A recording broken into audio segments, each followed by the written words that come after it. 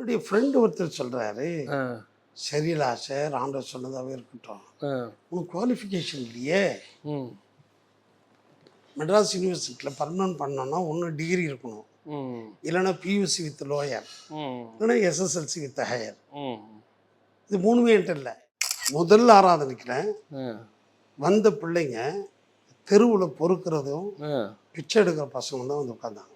ம், ப, ஆ, அப்போ ஒரு பக்கம் எனக்கு என்னடா இது, ம், இந்த பிள்ளைங்களுக்கு என்ன கொடுக்குது ம், அப்படி கண்ணு முன்னே ஆண்டவர் சொல்கிறாரு, ஆ, இவங்க பிச்சைக்காரங்களே சார், வெளிநாட்டு பணமும் இல்லை, சர்ச்சை சம்பளமும் இல்லைங்கிற. ம், அது உண்மையாக இருந்தா ம், 6 மாதத்துக்கு நீ பிச்சை எடுக்க போகிற பாரு, ப, ஆ, மென்டல் சர்டிஃபிகேட்டை கொண்டு வந்து கொடுத்துட்டு ஆ, திரும்பி வேலை கேட்க போகிறப்பா. ஸ்கூலில் எல்லா பிள்ளைகளும் புது யூனிஃபார்மில் வந்தாங்க, நான் மட்டும் கிழிஞ்சது போட்டு போனேன். நம்ம ஏழையாப்பான்னு கேட்டேன், உள்ள உடைஞ்சது. கூட்டிகிட்டு மாடியில் போய் ஓன்னு கதறி அழுதேன். வெளியிலேருந்து ஒரு சத்தம், ஃபாஸ்ட்டாக வெளியே வாங்க வெளியே வாங்க வெளியே ஓடி வாங்க ஓடி வாங்கன்னு. கீழே ஓடி பார்த்தா அதிகாலையில் யாரோ தீ வச்சுட்டாங்க சர்ச்சை. ரோட்டில் நின்றுட்டு அழுதுகிட்டு இருக்கோம். சரி, ரோட்டில் நின்று அழும்பொழுது பிசாசு பேசுகிறான், என்னோட உன்னுடைய ஊழியம் முடிஞ்சிருச்சு. படிக்கும் அநேக மாணவர்கள் மொபைலுக்கு அடிமையாகவும் படிப்பில் கவலை குறைவாகவும் ஆவிக்குரிய வளர்ச்சியில் ஆர்வமில்லாமல் வளர்ந்து பார்க்கிறோம்.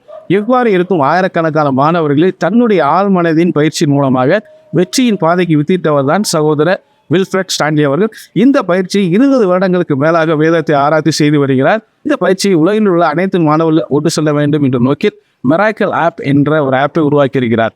இந்த மிராக்கிள் ஆப்பை நீங்கள் டவுன்லோட் செய்வதற்கு வீடியோ டிஸ்கிரிப்ஷன் லிங்க் கொடுத்துருக்கேன், அந்த லிங்கை நீங்கள் பயன்படுத்தலாம். இன்னும் ஃபர்தராக உங்களுக்கு என்கொயரி இருக்குது, டீட்டெயில்ஸ் வேணும் அப்படின்னா அவங்களுக்கு கான்டாக்ட் நம்பரை நீங்கள் பயன்படுத்தலாம்.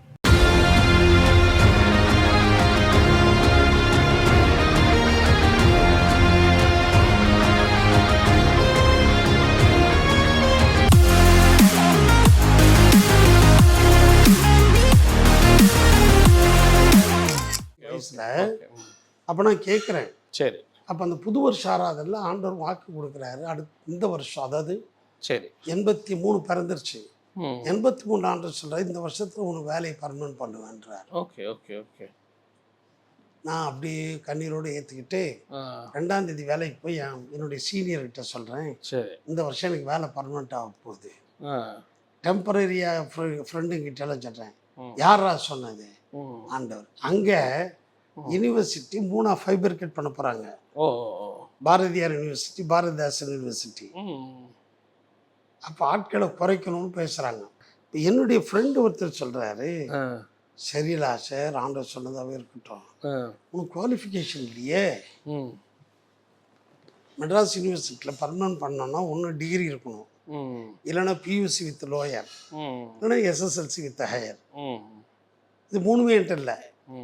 ஒன்லி எஸ்எஸ்எல்சி, லோயர் ஃபஸ்ட் கிளாஸில் ஹை ஸ்பீட் பாஸ் பண்ணியிருக்கிறேன். அப்போ நான் உறுதியாக இருக்கிறேன். அப்போ என் ஃப்ரெண்டு சொன்னேன், அப்போ நான் சொன்னேன், ஆண்டவர் என்கிட்ட சொல்லலையே நீ குவாலிஃபை பண்ணு, வேலையை நான் பர்மனன்ட் பண்ணுன்னு என்கிட்ட சொல்லலையே ஆண்டவர். என்ன பிரதர், எம்ஜிஆர் முதலமைச்சர், இப்போ எக்ஸாம் டைம் டேபிளெல்லாம் போட்டாச்சு, எக்ஸாம் டிசம்பரில் நடக்கணும், டிசம்பரில் நடக்கணும், ஜனவரியில் ரிசல்ட் பப்ளிஷ் பண்ணணும். இந்த நேரம் பார்த்து பர்மனன்ட் ஸ்டாஃப் ஸ்ட்ரைக் பண்ணிட்டாங்க, இதுதான் ரைட் டைம்னு. 22ஆம் தேதி நைட்டு கவர்னர் மாளிகையில் எம்ஜிஆர், அரங்கநாயகம், எஸ்எல் குரானா அவசர கூட்டம் நைட்டு 2 மணி வரை நடக்குது. Okay okay. எக்காரணத்துக்கு மட்டும் எக்ஸாமை போஸ்ட்போன் பண்ணக்கூடாது, குறித்த நேரத்தில் எக்ஸாம் நடக்கணும், ரிசல்ட்டும் வரணும். என்ன பண்ணுங்களோ தெரியாது. சரி, டெம்பரரி ஸ்டாஃபை வச்சு உங்களால் பண்ணிட முடியுமான்னு கேட்குறேன். சரி, ரிஜிஸ்ட்ரார்கிட்ட விசிக்கிட்டு அவங்க 2 பேரும் சொல்கிறாங்க பண்ணிட முடியுன்றாங்க. 132 பேரை வச்சு சரி, எக்ஸாம் முடிச்சு நடத்திடுவோம் அப்படின்றாங்க. இப்போ எம்ஜிஆர் சொல்கிறாரு, நாளைக்கே பர்மனெண்ட் ஆர்டர் இஷ்யூ பண்ணுன்றாரு, without interview. Okay okay okay okay. 23ஆம் தேதி பேப்பரில் ஸ்ட்ரைக் எல்லாம் பார்த்துட்டு 23ஆம் தேதி காலையில் நான் போகிறேன் ஆஃபீஸ்க்கு. சரி, அப்போ டே லாசர் ம் நீ சொன்ன மாதிரி ஆயிடுச்சு, ம் நீ 8 நாள் தான் இருக்கு, ம் எம்ஜிஆர் பர்மனெண்ட் ஆர்டர் இஷ்யூ பண்ண சொல்லிட்டாரு சரி. Without interview. ஓ ஓ அப்பா. ஆ இன்டர்வியூ பண்ணியிருந்தா would have been disqualified. ம் எனக்கு எசென்ஷியல் குவாலிஃபிகேஷனில் ம் கரெக்டாக 3:30 மணிக்கு பர்மனெண்ட் ஆர்டர் வாங்கி அப்பா மேன். ஒரு பாத்ரூம்குள்ளே போன்னு அழுகுறேன். சொன்னது ஆண்டவர் நிறைவேற்றிருக்காரு. இன்னும் 8 நாள் தான் இருக்கு ஆ இந்த வருஷம் முடியறதுக்கு. ஆ ஆ ஆண்டவர் சொன்னதை நிறைவேற்றிட்டார். ஆ ஆனால் நான் ஆண்டவருக்கு சொன்னதை நிறைவேற்றலை. ஆ ஸோ நீங்கள் ஊழியத்துக்கு வரேன். 3 நேரம் ஊழியத்துக்கு வரேன்னு சொன்னது இல்லை. ஆ இப்போ என்ன பண்ணேன்னா ஒரு மைக் செட் வாங்கி வச்சுக்கிட்டு சரி பத்திரிகை ஊழியம் ஆரம்பித்து சரி. நடத்திக்கிட்டு 2 லாரி வருமானம் வீட்டுக்கு, ஆ ஆஃபீஸ் வருமானம் 20% தசம்பாகம் போக சரி. மீதி ஊழியத்துக்கு. ஆண்டவர் என்னை வந்து சர்ச்சை ஆரம்பிக்க சொல்கிறார். ஓ ரிசைன் பண்ணுறதுக்கு முன்னாடி? ஆமாம். சரி சரி. நான் சர்ச்சையே ஆரம்பிக்க மாட்டேன், எவாஞ்சலிஸ்டாக தான் இருப்பேன். என்ன என்ன காரணம்? ஏன் சர்ச்சு பிடிக்கல? கூட அசோசியேட் பாஸ்டர் வந்து பாஸ்டர் படுற கஷ்டத்தெல்லாம் பார்க்குறேன்ல. ரொம்ப டிஃபிகல்ட்டாக. Very difficult. இந்த ஜனங்களை நடத்துறது ரொம்ப கஷ்டம். எவாஞ்சலிஸ்ட்னா கொஞ்சம் நம்ம எவாஞ்சலிஸ்ட் சம்பாதிக்கிறோம், மைக் செட் வச்சிருக்கிறோம், பத்திரிகை நடத்துகிறோம், அங்கங்கே போய் மீட்டிங் நடத்திட்டு நீட்டாக இருக்குது. அது 20% தசமாக கொடுக்குறோம். இக்னானிமஸ் ஜாப். எங்கே போனாலும் யூனிவர்சிட்டிலேருந்து வந்திருக்கிறோன்னா மரியாதை. Okay okay okay. எங்கே போனாலும் ம் யூனிவர்சிட்டி அப்படின்னா தனி மரியாதை. சரி சரி. அப்போது ஒரு நாள் ஆண்டு ஊழிய சர்ச்சை ஆரம்பிக்க சொல்கிறார். ம் எங்கே ஆரம்பிக்க சொல்கிறார்? எங்கே ஆண்டவரே? நான் செந்தார்பேட்டில் இருக்கிறேன். சோலைமேட்டுக்கு சோலைமேட்டில் போனேன். சோலைமேட்லையா? அங்கே சரி. ஸோ உங்களுக்குன்னு ஒரு எந்த பேக்ரவுண்டு ஊழிய அப்படிலாம் எதுவுமே கிடையாது. ஊழிய விசுவாசிகள் யாரும் கிடையாது. Okay okay okay. நான், என் மனைவி, 2 குழந்தைங்க, ஒரு ஃப்ரெண்டு. சரி. நுங்கம்பாக்கம் ஸ்டேஷனுக்கு எதில் ஒரு சின்ன ஸ்கூல் இருந்துச்சு, மார்னிங் ஸ்டார். சரி. அந்த ஸ்கூலில் ஒரு சின்ன ஷெட்டில், சரி, அதுவும் மேலே கூரை வந்து ஓட்டையாக இருக்கும், அந்த ஷெட்டில் என் ஃப்ரெண்டு மூலமாக அங்கே பர்மிஷன் கிடைச்சிது. Okay okay. ஆரம்பித்தோம். எந்த வருஷம் தெரியும்? 1988 அக்டோபர் 30. ஓகே.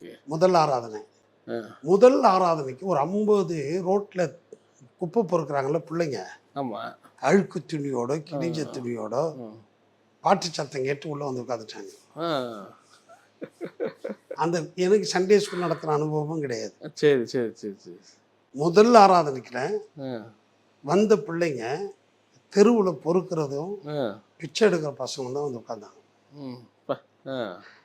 அப்போ ஒரு பக்கம் எனக்கு என்னடா இது, இந்த பிள்ளைங்களுக்கு என்ன கொடுக்குது அப்படி கண்ணு முன்னே ஆண்டவர் சொல்கிறாரு, இவங்க பிச்சைக்காரங்களை இவங்க தேவ தூதர்கள் அப்படிங்கிறாரு.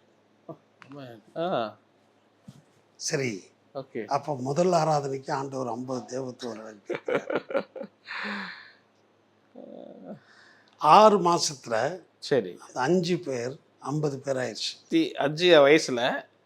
அதுக்கப்புறம் இது ஓடிட்டே இருக்கு. 25 வயசுல பர்மனன்ட் ஆகி அப்படி லைஃப் போகும்போது 83 நீங்க ஊழியத்துக்கு வந்திருக்கணும். வந்திருக்கணும், வரல. நான் ஊழியத்துக்கு வராததுனால அங்கே நஷ்டம். Okay okay. 2 லாரி நஷ்டம். அப்போ என்ன நினச்சிட்டு இருந்தீங்க? இப்போ நீங்கள் பொறுத்தனை பண்ணீங்கல்ல ஊழியத்துக்கு வந்துடுறேன்னு. அப்போ இந்த நஷ்டத்தை வந்த பிறகு தான் நான் ரீகால் பண்ணுறேன். நம்ம ஆண்டவருக்கு சொன்னதை செய்யலை. Okay okay. சரி. அப்படியும் கூட பார்த்தீங்கன்னா டைப் பண்ணிக்கிட்டு இருக்கிறேன் ஒரு லெட்டரை. 1989 நவம்பர் 20 அன்னைக்கு நான் டைப் பண்ணிகிட்டு இருக்கேன். ஆண்டவர் சொல்கிறாரு, வேலையை ரிசைன் பண்ணி விட்டுட்டு 3 நேரம் ஊழியத்துக்கு பாண்டான். ஸோ கிளியராக இருக்குது. கிளியராக பேசுகிறேன். ஆண்டவரே, சம்பளம் வாங்கி வட்டி தானே கட்டுறேன், நான் வேலையை விட்டா எப்படி? நவம்பர் 20. ஓகே. ஆண்டவர் சொல்கிறாரு, என்னை கீழ்ப்படிஞ்சா நான் உன் கடனை நான் மேற்கொள்வேன், நான் பொறுப்பெடுத்துக்கிறேங்கிறாரு. உடனே லெட்ரு எடுத்துகிட்டு ரிசைனேஷன் டைப் பண்ணுறேன். ரிசைனேஷன் டைப் பண்ணிவிட்டு எங்கள் ஆஃபீஸர்கிட்ட கொண்டு போய் கொடுக்குறேன். பார்த்துட்டு, என்னையா அது ரிசைனேஷன் சார், ஏன் என்னாச்சு அப்படின்னாரு. ஆண்டவனை ரிசைன் பண்ண சொல்கிறாரு சார். என்னையா சொல்கிற? ஓ, யூனிவர்சிட்டி ஜாப், மெக்னானிமஸ் ஜாப்பு, ஒய்ஃபுக்கு தெரியுமாயா? தெரியாது சார். என்னையா பண்ணுவேன்? ஆண்டவர் தான் ஆண்டவர் தானே கொடுத்தாரு இந்த வேலையை. ஆமாம் சார், கொடுத்தவர் தான் சார் எடுக்க கூப்பிடுறாரு. அது எப்படியானாரு? தெரியல சார். உடனே சாமியார்னு ஒருத்தன் என்னுடைய கூட வேலை செய்கிறோம் சொல்கிறான், சார் இந்த அலேலியாக்காரன் வெளிநாட்டு பணம் சார், அதனால தான் வேலையை ரிசைன் பண்ணுறான். நான் சொன்னேன், இல்லை சார், சர்ச்சில் சம்பளம் கூட கொடுப்பாங்க சார். நான் இல்லைங்கிறேன். அவங்க மனைவிக்கு வேலை கொடுப்பாங்க சார், அதுவும் இல்லை. குவார்ட்டர்ஸ் எல்லாம் கொடுப்பாங்க சார், அது வேற எதை நம்பிடா வேலையை விடுற நீ? கர்த்தரை நம்பி தானே வேலையை விடுறேன். அப்போ அந்த சாமியல் ரோமன் கேத்தலிக் சொல்கிறான், லா சார் வெளிநாட்டு பணமும் இல்லை, சர்ச்சை சம்பளமும் இல்லைங்கிற. அது உண்மையாக இருந்தா 6 மாதத்துக்கு நீ பிச்சை எடுக்க போகிற பாரு. மென்டல் சர்டிஃபிகேட்டை கொண்டு வந்து கொடுத்துட்டு திரும்பி வேலை கேட்க போகிற பாரு. நான் சொன்னேன், ரோமர் 10:12 யூதன் என்று கிரேக்கன் என்று வித்தியாசம் இல்லை, தம்மை தொழுது கொள்கிற யாவருக்கும் அவர் ஐஸ்வர்ய சம்பனராக இருக்கிறாரு. நான் ஸ்கூட்டரோடு வெளியே போகிறேன், என் ஆண்டவர் என்ன ஊழியத்தில் ஆசிரிச்சு சொந்த கார் கொடுக்கும்போது தாண்டா இந்த யூனிவர்சிட்டிக்குள்ளே வருவேன், அதுக்கு முன்னாடி என் இடது கால் கூட உள்ளே வராதுறான்னு. என்னது இருந்துச்சு அப்போ வந்து 3 கார் தான் இந்தியாவில்.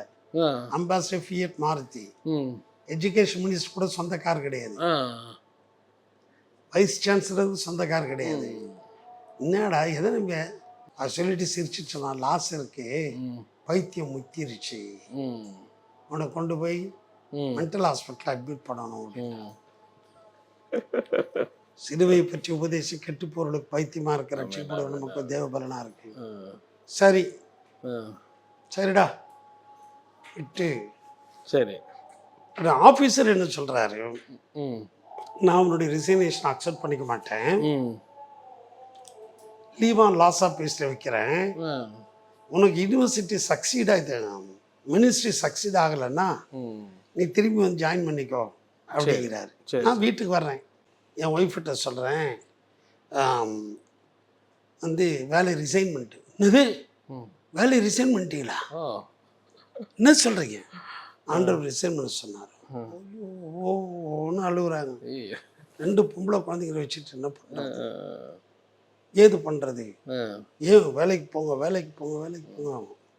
நான் தான் படிக்கலை, குழந்தைங்களாவது படிக்கணும்ல. என் காலை பிடிக்காத, ஆண்டவர் காலை பிடிச்சிக்கோ. பட் அந்த நேரத்தில் எப்படி பஸ் தைரியமாக, கவர்மெண்ட் ஜாப் அது, ஸோ ரொம்ப வறுமையிலேருந்து நீங்கள் வர்றீங்க இல்லை, அப்பா இறந்ததுக்கப்புறம் ஃபுல்லாக வறுமையாயிடுச்சு. ஸோ அப்போ ஃபேமிலியே ரொம்ப எப்படி தைரியமாக அந்த இடத்துல டிசிஷன் எடுத்தீங்க? அதாவது விசுவாசங்கிறது தைரியம்தான். எபிரேயர் 11 விசுவாசம் என்னப்படுவது நம்பப்படுகிற உறுதியும் காணப்படாத நிச்சயமாக இருக்கிறது. 1 யோவான் 5:14 15 நாம் எதையாகிலும் அவருடைய சித்தத்தின்படி கேட்டால் அவர் நமக்கு செவி கொடுக்கிறார் என்பதே அவரை பற்றி நாம் கொண்டிருக்கிற தைரியம். நாம் எதை கேட்டால் அவர் நமக்கு செவி கொடுக்கிறார் என்று நாம் அறிந்திருந்தோமானால் நாம் அவரிடத்தில் கேட்டவைகளை பெற்று கொண்டோம் என்றும் அறிந்திருக்கிறோம். அந்த தைரியம், ஆண்டவரை நீங்க நம்பினீங்கன்னா தைரியம், இந்த தைரியம் தான் கண்டிப்பாக. சரி விட்டுட்டு வந்தாச்சு. அப்போ 20 அந்த சுச்சுவேஷன்லாம் ஃபுல்லாக உங்களுக்கு வாடகை வீடு தானே? ஃபுல்லாக வாடகை வீடு, சொந்த வீடு. சொந்த வீடு. Okay okay. அப்பா காலத்தில் இருந்த அது? ஆமாம், அது சொன்னேன். 25 நவம்பர் 25னா ஃபெஸ்டிவல் அட்வான்ஸ் 1000 ரூபாய் கொடுப்பாங்க.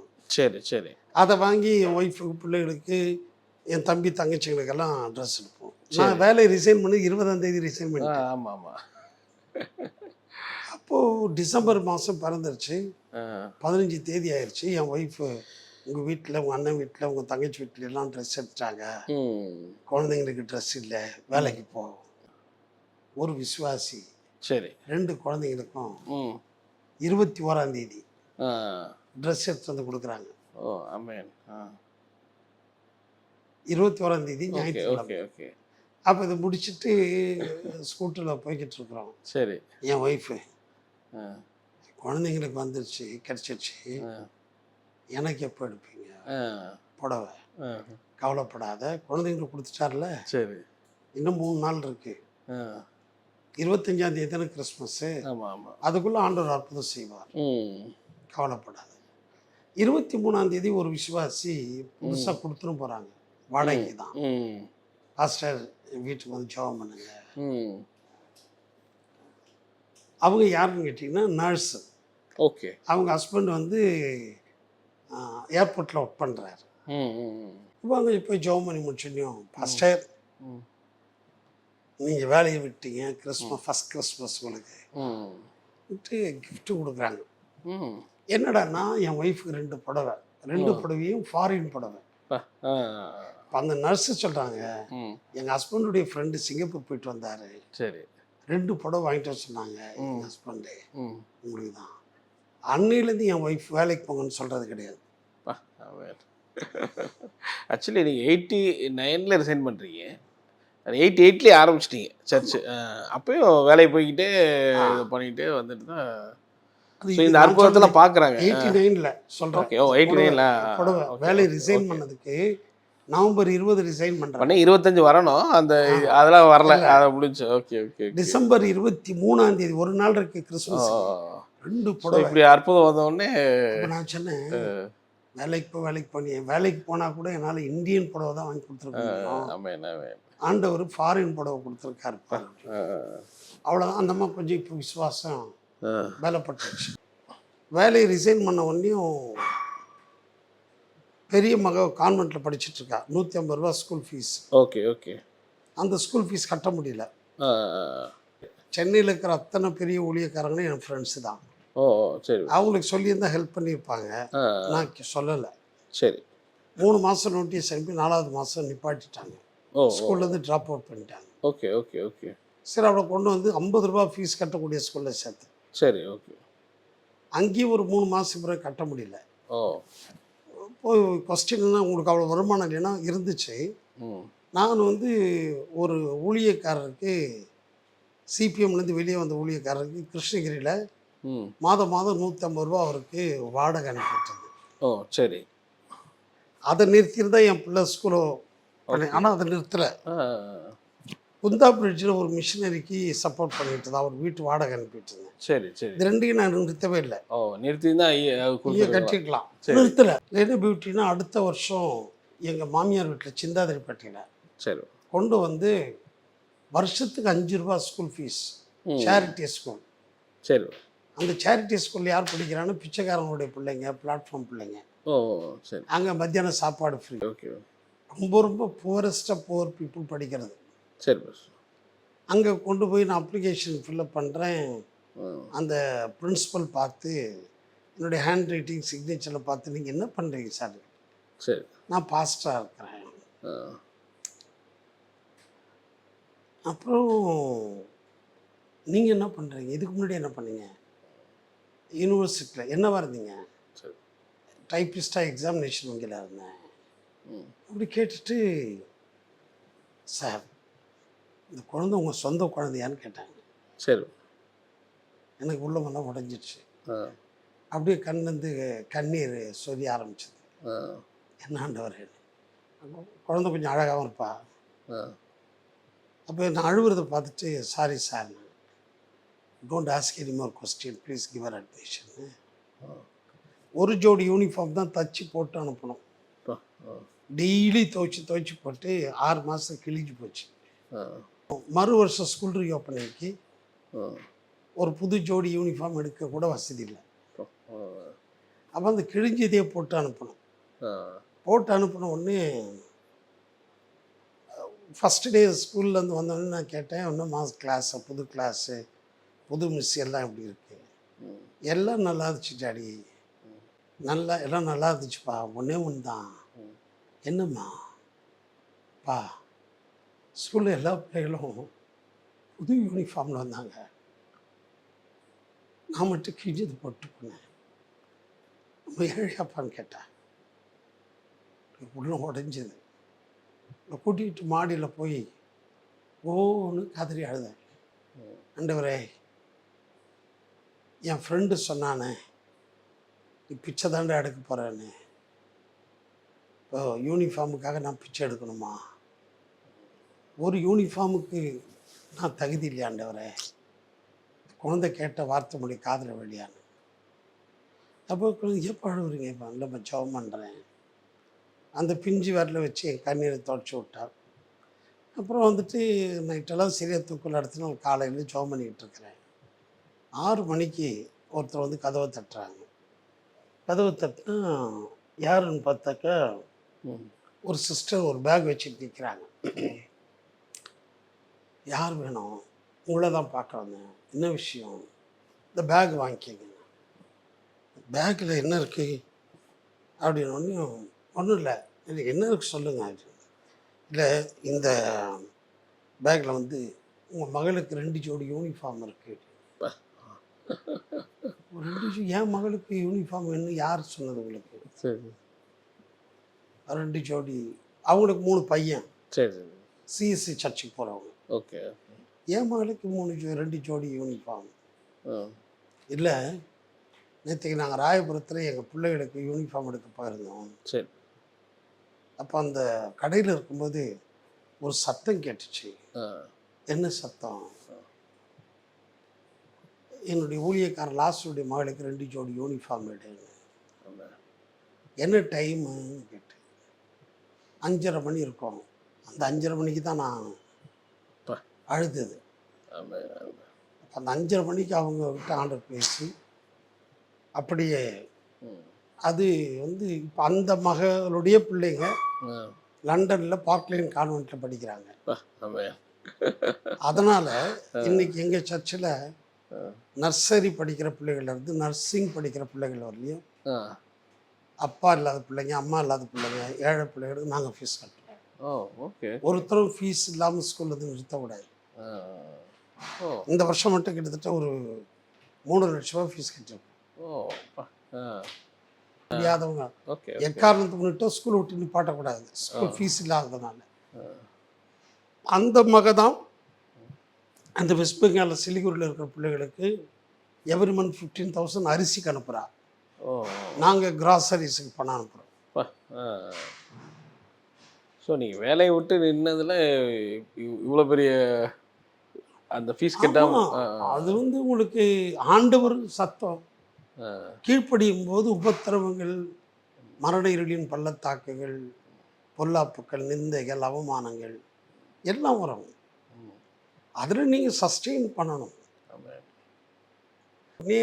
இப்போ 50 பேர் கூட உட்காரதுக்கு இடம் பத்தலை. இதில் பாதி தான். Okay okay. அந்த கிளாஸ் ரூம் அது ஒரு செட்டு தானே, ஒரு பெருசாக இடம் வேணும் பார்க்குறோம். இப்போ தான் ஆண்டவர் ரிசைன் பண்ண சொல்லிட்டு இப்படி வந்த உடனே ஒரு மொட்டை மாடி, சரி, அதில் ஒரு டுட்டோரியல் காலேஜ் நடக்குது. உடனே ஓனரை போய் பார்த்தேன். மேடம் 9,000 ரூபா வாடகை, 9,000 ரூபா அட்வான்ஸ்னாங்க. சரிங்க மேடம்.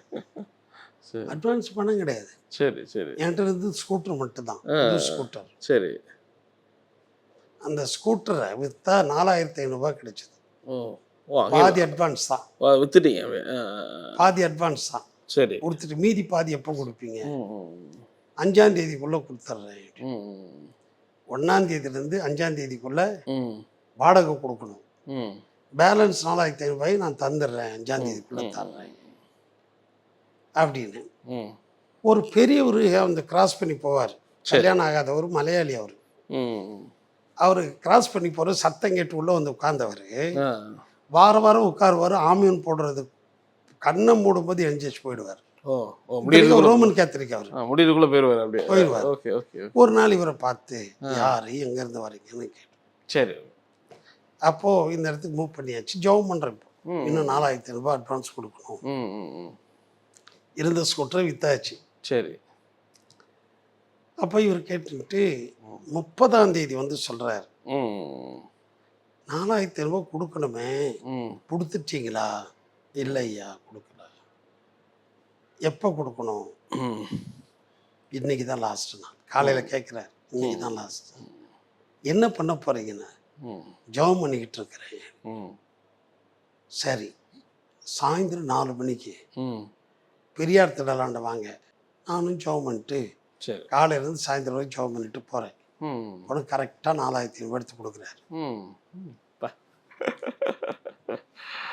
ஆ. அது எவ்வளோ பெரிய அந்த டைம்ல பெரிய பெரிய அமௌண்ட். amount அது. அப்போது வந்து எடுத்து வந்து கொடுத்துட்டேன். இப்போ பிரச்சனை என்னென்னா அடுத்த வாரம் வாடகை கொடுக்கணும்.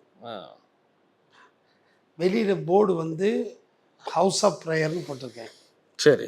என்னுடைய வீடு சகல ஜனங்களுக்கு ஜப வீடு எல்லாம் போடும். இதுக்கு இடையில் ஒருத்தர் வந்து டுட்டோரியல் நீங்கள் ஞாயிற்றுக்கிழமை தான் நடத்துகிறீங்க, திங்கக்கிழமை சனிக்கிழமை வரை நான் நடத்துகிறேன், சரி, பாதி வாடகை நான் ஏற்றுக்கிறேன் கொடுங்க அப்படின்னு சொன்னார். என் ஒய்ஃப் இல்லை, ஆண்டவர் தான் செய்கிறாரு, கொடுங்க, நமக்கு அவ்வளோ வருமானம் இல்லையே. சரி. 270 ரூபா தான் வருமானம் சர்ச்சில். ஆமாம், ஓகே. காணிக்கை அவ்வளோதான் சொன்னேன், இது ஆண்டவர் செய்யல, சரி, இது நமக்கு ஒரு சோதனை. தேவனுடைய ஆலயம் நடக்கிற இடத்துல டுட்டோரியல் நடக்க தேவையில்லை, வாடகை எப்படி கர்த்தர் பார்த்துக்குவார். இதுக்கு இடையில எங்கள் சர்ச்சுக்கு ஒரு வியாபாரி வந்துக்கிட்டு இருந்தார். அவர் வந்து 2 மனைவி வச்சுக்கிட்டு இருந்தார், பயங்கர குடி, செயின் ஸ்மோக்கர். சரி. நான் தான் ஒரு ரட்சிப்புகளை நடத்தி 2 மனைவி, ஒரு மனைவி விட்டுட்டார், குடியை விட்டார். ஆனால் பீடியை விடலை. பீடி விடாததுக்காக விடலைங்கிறதுனால நான் வந்து அவருக்கு திருவிருத்தை தரமாட்டேன். 300 ரூபா தசமாக கொடுப்பார். திருவிருந்து கொடுக்காதனால சரி சர்ச்சுக்கு வர்றதில்லை, நின்றுட்டார். இப்போ வந்துக்கிட்டு இருந்த 300 ரூபா தசமாகவும் போயிடுச்சு. ஓகே. இப்போ நாங்கள் ஷிஃப்ட் பண்ணிட்டோம். சரி. 3 மாதமாக வர்றதில்லை. ஃபஸ்ட்டு மந்த்து கொடுக்கணும் வாடகை. நைட்டு 12 மணி இருந்து 10 மணி இருந்து 12 மணி என் ஒய்ஃப் என்னை ரொம்ப உரி பண்ணிட்டாங்க. நான் சொன்னேன் கேட்கல, நாளைக்கு வாடகை என்ன பண்ண போகிறீங்க? அந்த லேடி டெரர், வாடகை கொடுக்கல, உனக்கு வெளிநாட்டு பணமும் இல்லைங்கிற, வாடகை கொடுக்கணும் தூக்கி வெளியே போட்டுருவேன், என்ன பண்ண போற? நான் சொன்னேன், நீ எது கவலைப்படுற, வீட்டு வாடகை யார் தரணும்? வீடு இருக்கிறது தானே தரணும். இது நம்ம வீடு இல்லை, என்னுடைய வீடு சகல ஜனம் இருக்கு. தேவனுடைய வீட்டுக்கு தேவன் தான் கொடுக்கணும், அவர் தான் வாடகை கொடுக்கணும் அவருடைய வீட்டுக்கு. நீ ஏன் கவலைப்படுற அப்படின்னு சமாதானப்படுத்தி தூங்க வச்சுட்டேன், படுக்க வச்சுட்டேன். ஆனால் எனக்கு தூக்கம் வரல. படுத்துக்கிட்டு அழுதுகிட்டே இருக்கிறேன். ஆண்டவரே, நீங்கள் தானே என்ன வேலையை விட்டு வர சொன்னீங்க, உங்களை நம்பி தானே வந்தேன் ஆண்டவரே, நாளைக்கு நான் வெட்கப்பட்டு போகக்கூடாது அப்படின்னு அழுதுட்டு அப்படியே 2 மணிக்கு தூங்கிட்டேன். அப்புறம் காலையில் ஆராதனை ஆரம்பித்து பாடிக்கிட்டு இருக்கிறேன். ஆராதனைக்கு வராத இந்த வியாபாரி குடும்பமாக வராரு உள்ள சர்ச்சுக்கு. Okay okay. பார்த்த உடனே எனக்கு ஒரு பெரிய சந்தோஷம். என் ஒய்ஃப் என்னை பார்த்து வந்துட்டாரு. சரி. வந்தவர் பாட்டு முடிஞ்சிடுச்சு, ஆராதனை முடிஞ்சு, மெசேஜ் முடிஞ்சு, சாட்சி நேரம். சாட்சி நேரத்தப்போ அந்த வியாபாரி நான் சாட்சி சொல்லணுன்றாரு. நான் என்ன நினைச்சேன், இவர் பீடியை விட்டுட்டேன்னு சொல்ல போறாரு. சரி சரி சரி. 3 மாசமா நம்ம போய் கேட்டு வரல, பீடி விட்டுட்டேன்னு சொல்ல போறாரு போல அப்படின்னு நான் நினச்சிக்கிட்டேன். சரி சரி சரி. அப்படி நினச்சிக்கிட்டு அப்படி இருக்கிறேன். இவர் மைக்க பிடிச்சவர் சொல்கிறாரு, 3 மாசமா பாஸ்டர்மா நான் வரல சர்ச்சுக்கு, சரி 300 ரூபா தசமா கொடுக்கறத நிறுத்திட்டேன். என் கடையில் வேலை செய்கிற பையன் எங்கள் வீட்லேயே தங்கியிருக்கிறான், சரி எங்கள் வீட்லேயே சாப்பிட்றான். நான் ஆண்டவர் கொடுக்க வேண்டியதை 300 ரூபாய் நிறுத்தினேன். அந்த வேலை செய்கிற பையன் கல்லாவில் இருந்து டெய்லி 300 ரூபாய் திருடிட்டு இருக்கிறான். ஓ அப்பா, டெய்லி 300 ரூபா? 300 ரூபாய் தான் நிறுத்தினேன், டெய்லி 300 ரூபாய் திருடு போச்சு. அப்போ ஆண்டவர் சொன்னார், ராத்திரி சொப்பனத்தில் வந்து சொன்னார், நாளைக்கு நீ ஃபேமிலியாக சர்ச்சுக்கு போகணும். சர்ச்சுக்கு போகிறதோடு இல்லாமல் சர்ச்சில் எல்லார் முன்னிலும் சாட்சி கொடுக்கணும். பாஸ்டரை பார்த்து சொல்லணும், பாஸ்டர் 3 மாசமா நான் தசமாக கொடுக்கல, இந்த மாதிரி நடந்துச்சு, அதனால் இந்த சர்ச்சுக்கு எவ்வளோ வாடகை? 900 ரூபா. இனிமேல் மாதம் மாதம் இந்த சர்ச்சு வாடகை நீ தான் கொடுக்கணும் அப்படின்னு ஆண்டவர் என்கிட்ட சொன்னார். ஆண்டவர் என்கிட்ட சொன்னார். ஆமென் ஆமென். அதனால நீங்க கவலைப்படாம ஊழியம் செய்யுங்க, ஆண்டவர் வாடகை என்ன கொடுக்க சொல்லி இருக்கிறாரு அப்படின்னு ஒன்று. என் கண்ணீர் தார தாரையாக ஊற்றுது. என் ஒய்ஃப் அழுகுறாங்க. ஆண்டவரே. ஆமென். அவர் சாட்சி சொல்லி முடிச்சோன்னே அவர் உட்கார்ந்தாரு.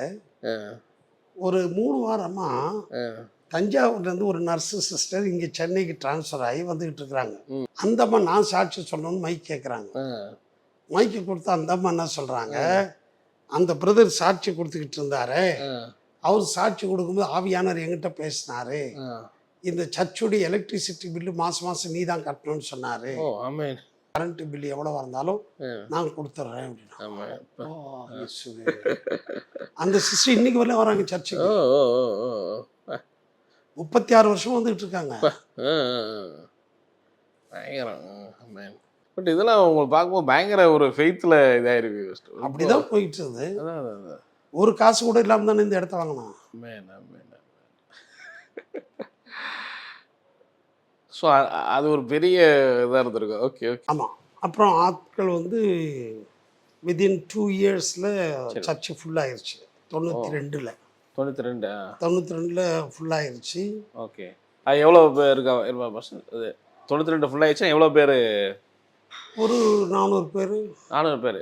இல்லை அந்த வாடகை இதெல்லாம் இருந்தேன் நீங்கள் அந்த வாடகை இடத்தான். வாடகை இடத்துல ஓ அதுலேயே 400 பேர் உட்காரலாமா? 400 ஓ பேர் பெருசா. ஆ சரி சரி சரி. பிறகு இப்போ இங்கே வந்து பெருகும்போது ஜனங்க பெருகும்பொழுது கரெக்டாக 94ஆம் வருஷம் ஜூன் மாதம் 27ஆம் தேதி திங்கக்கிழமை சரி அதிகாலை 4:30 மணிக்கு நாங்கள் வந்து நானும் ஒய்ஃப் பிள்ளைகள சர்ச்சில் தான் படுத்துக்கிட்டு இருப்போம். சரி. கூட ஜெபத்துக்கு ஒரு ஒரு ஃபேமிலி, அவங்க வந்து ஒரு தகப்பன் 2 பிள்ளைங்க, இன்னொரு வாலிப தம்பி சர்ச்சை தான் படுப்போம். சரி. பெரியவளுக்கு 8 வயசு, அதுக்கு மூத்தவளுக்கு 11 வயசு. ஆ அப்படி இருக்கக்குள்ள வெளியிலேருந்து ஒரு சத்தம், ஃபஸ்ட்டே வெளியே வாங்க வெளியே வாங்க வெளியே ஓடி வாங்க ஓடி வாங்க. கீழே ஓடி பார்த்தா அதிகாலையில் யாரோ தீ வச்சுட்டாங்க சர்ச்சை தென்னை ஓலையில். பா. அப்போ ஓடி போய் நானும் ஒய்ஃபும் பிள்ளைகளை தூக்கிக்கிட்டு பைபிளை தூக்கிட்டு கீழே வந்துட்டோம். 20 நிமிஷத்துக்கு எல்லாம் சாம்பலாக போயிடுச்சு. எல்லாம் ஓ என்னுடைய சர்டிஃபிகேட்ஸு, டாக்குமெண்ட்ஸு, ஆடியோ வீடியோ ஓ கலெக்ஷன்ஸ். தென்னை ஓலைனா நீங்கள் அந்த ரெண்ட்டுக்கு இருந்தப்போ ரெண்டுக்கு சொல்கிறீங்க. இருந்தது. அந்த தென்னை ஓலையில் தான் இருந்துச்சு. ஓ 10 ஃபயர் இன்ஜின் வந்துச்சு, அதுக்குள்ளே எல்லாம் சாம்பலாக போயிடுச்சு. ஆ அப்போது டிவியில் பேப்பரில் ஓ எல்லாம் நியூஸ் வந்துச்சு. ஓகே. அப்போது மோகன் சி லாசரஸு, ஜீசஸ் நியூஸு, 100 கிராம ஒளியம், எல்லா பத்திரிகைகளும் பாஸ்டருடைய குடும்பம் தப்பிச்சிருச்சு, சென்னையில் தேவாலயத்துக்கு தீ வைப்பு ஓ அப்படின்னு நியூஸ் வந்துச்சு. மினிஸ்டர்லாம் கூட வந்து பார்த்தாங்க. அப்போ தூர்தர்ஷன் மட்டும்தான். சரி. தூர்தர்ஷன்லேயும் நியூஸ் வந்துச்சு. ஓ ஓ இது நான் வந்து ரோட்டில் நின்றுட்டு அழுதுகிட்டு இருக்கோம்.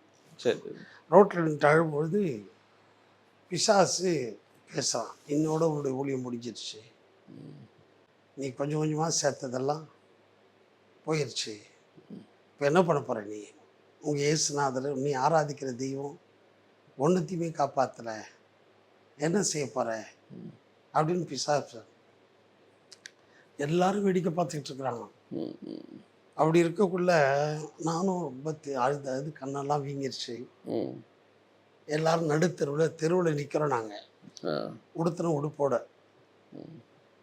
அந்த நிமிஷத்தில் பரிசுத்த ஆவியானவர் பேச ஆரம்பித்தார்.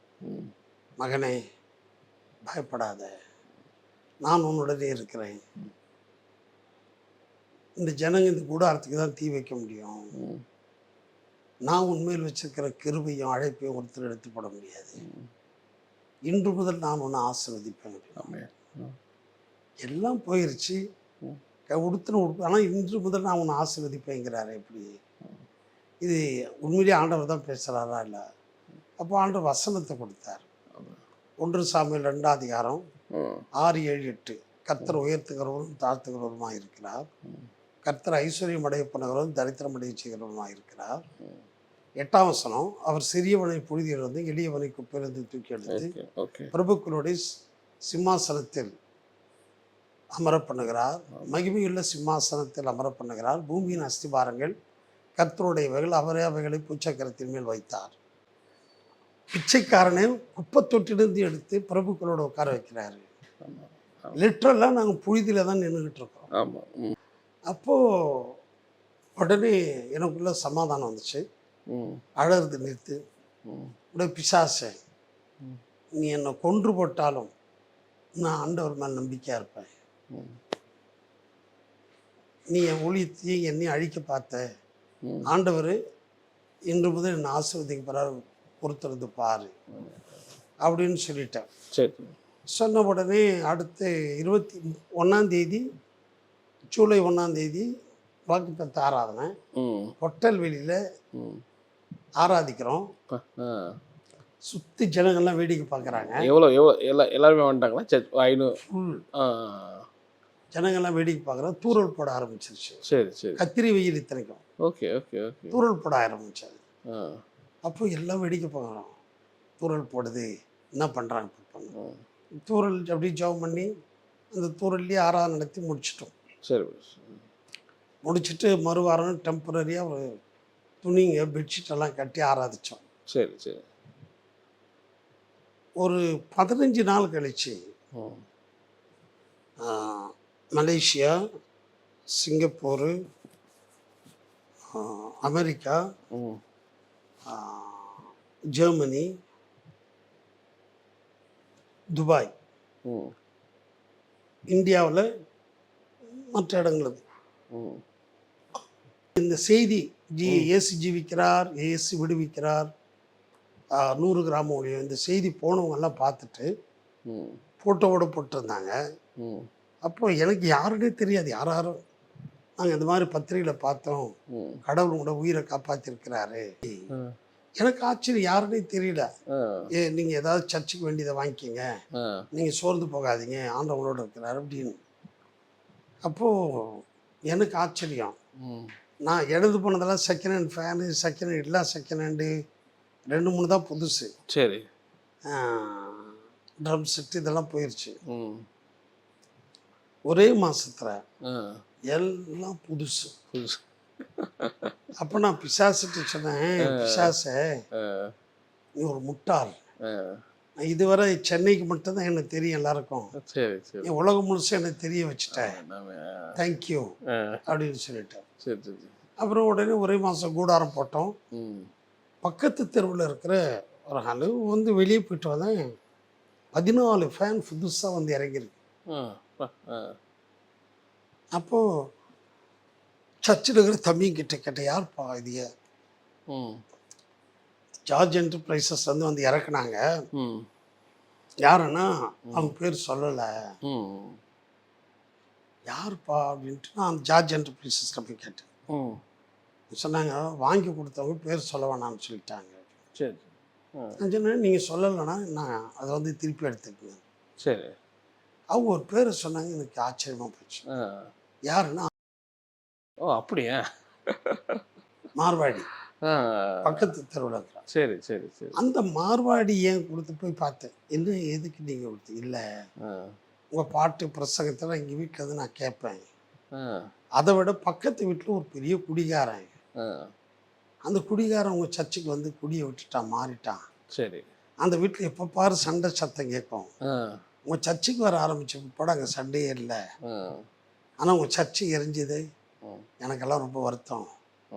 அதனால தான் நான் உங்கள் சர்ச்சுக்கு ஃபேன் வாங்கி கொடுத்தேன். Super super. 14 ஃபேன் புதுசு. பிறகு எல்லாம் புதுசாக வந்துடுச்சு. இப்போ திரும்பி கூட்டம் எங்கிறது வந்துச்சுன்னு தெரியல, பயங்கரமான கூட்டம். 2வது ஆராதனை ஆரம்பிக்கிறோம் காலையிலேயே. 2வது இடம் பார்த்தா 2வது ஆராதனை இன்னும் அதிகம் வந்தோடனையும் சென்னையிலே 4 பிரான்ச்சஸ் ஆரம்பித்தோம் அதே வருஷத்தில். Okay okay okay. பிசாசு ஊழியத்தை அழிக்க பார்த்தான், ஆண்டவர் ஊழியத்தை ஆசீர்வதிக்க ஆரம்பித்தார். பிறகு இடம் பத்தலை, அப்போது போய்கிட்டே இருந்துச்சு. அக்டோபர் மாதம் 94 வருஷம் அக்டோபர் மாதம் ஆண்டவர் சொன்னார், நான் இன்று முதல் உன்னை ஆசீர்வதிப்பேன்னு. அக்டோபர் மாதம் 18ஆம் தேதி புத்தம் புதிய மாருதி வேன் கொடுத்தார் ஆண்டவர். என்ன ப்ராப்ளம்னா, எனக்கு கார் ஓட்ட தெரியாது, கார் நிறுத்த இடம் கிடையாது, பெட்ரோல் போட வசதி கிடையாது. சரி. ஆனாலும் ஆண்டவர் புத்தம் புதிய மாருதி வேன் கொடுத்தாரு. எங்கள் விசுவாசி தான் ஒருத்தர் எனக்கு டிரைவிங் கற்றுக் கொடுத்தாரு. அவர் உட்கார வச்சு அடுத்த நாள் யூனிவர்சிட்டி கேம்பஸ்குள்ளே 5 வருஷம் கழிச்சு போகிறேன். நான் மறந்துட்டேன் அந்த சேலஞ்ச், ஆனால் ஆண்டவர் மறக்கலை. 5 வருஷம் கழிச்சு புது கார். ஆ, அப்பா. ஆ, நான் போகிற 3:30 மணிக்கு உள்ளே போகிறேன். ஆ, என்னை பிச்சை எடுப்பேன்னு சொன்ன சாமுவேல் எதிரில் வர்றான். ஆ, காரை விட்டு கீழே இறங்குறேன். ஆ, என்னை பார்த்துட்டான். என்னை பார்த்துட்டு என்ன பார்க்குறான், காரை பார்க்குறான், ஃபார் ரெஜிஸ்ட்ரேஷன் போர்டை பார்க்குறான். ஆ, பார்த்த உடனேயும் ஓடி வந்து கட்டி பிடிச்சி ம், அழுது மன்னிப்பு கேட்டு, லாசர் நீ ஆராதிக்கிற தெய்வம் உன்னை கைவிடலை, ஆமா. அவர் தான் உண்மையான தெய்வம். நிறுத்த இடம் கிடையாது. பக்கத்து தெருவில் எங்கள் விசுவாசி வீட்டுக்கு எதிரில் நிறுத்தியிருந்தேன், தெருவில் தான். Okay, okay, okay. அப்போ அவங்க அடுத்த நாள் போய் எடுக்க போகிறேன்னு சொல்கிறாங்க. பாஸ்டர் நைட்டெல்லாம் தூங்கலைன்னு ம், காரையே பார்த்துக்கிட்டு இருந்தோம். ம், இப்போ தானே சமீபத்தில் சர்ச்சை கொளுத்துனாங்க. ம், அவங்க வந்து காரை எதுவும் பண்ணிடக்கூடாதுன்னு சொல்லி ஆமா. காரை பாதுகாத்துட்டு இருந்தோம். ம், எங்கேயாவது பாதுகாப்பான இடத்துல நிறுத்துங்க பாஸ்டர் அப்படின்னாங்க. Okay. நான் எங்கே நிறுத்துறது, ஆ, வாடகை எப்படி கொடுக்குறது அப்படின்னு சொன்னேன். ஆ, சொல்லிவிட்டு நான் போயிட்டேன். ம், ஆனால் என் ஃப்ரெண்ட்ஸு மற்றவங்கெல்லாம் சரி ம், கார் வந்துருச்சு, காருக்கு பெட்ரோல் எப்படி போடுவேன், உனக்கு அவ்வளோ வருமானம் இருக்கா? ஆ, அப்போ நான் சொன்னேன், கார் கொடுத்தவருக்கு தெரியாதா ஆ, என்னால் பெட்ரோல் போட முடியுமா முடியாதான்னு தெரியாதா? அதை பற்றி நீங்கள் ஏன் கவலைப்படுறீங்க அப்படி? சரி. அப்போது